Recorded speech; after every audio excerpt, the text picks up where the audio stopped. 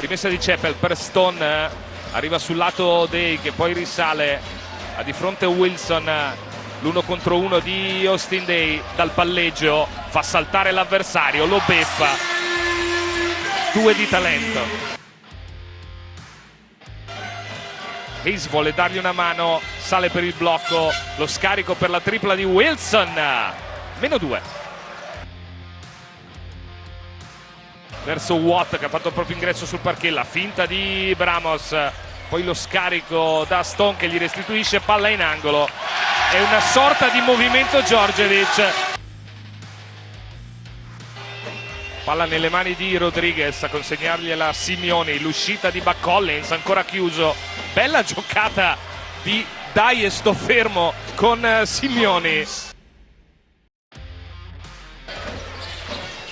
Watt riceve spallacanestro contro Simeoni che gli chiude la linea di fondo, sfittamento e canestro di una difficoltà. Palla persa da Figlioi che a suon di palle perse ha un po' compromesso il finale del Paladozza contro la Virtus. Altra tripla di Collins, si è improvvisamente acceso, la lotta a rimbalzo cambia. Vidmar benissimo per Figlioi sulla sirena del quarto.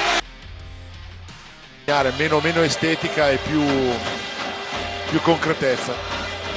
Parnell spallacanestro, tira sopra la testa di Stone e firma i primi punti Canturini di questo terzo periodo.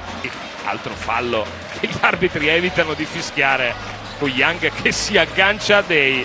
Eccolo qui, il figlio di Darren e tutto il suo talento. Importante non mollare mai, stare lì e cercare di recuperare la palla ogni azione. Bravo Simeoni a salvare il pallone, ma non cambia niente, anzi apre il contropiede di Venezia e Collins va contro Casarin sulla linea di fondo. Casarin tiene dopo lo sfittamento, gran jumper a bersaglio per Hayes. Per Cantù, perché la sua terza tripla. Arriva anche la prima di Stefano Tonut e adesso si ferma la Reyer correttamente. Il finale è 76-46 dopo 4 sconfitte consecutive.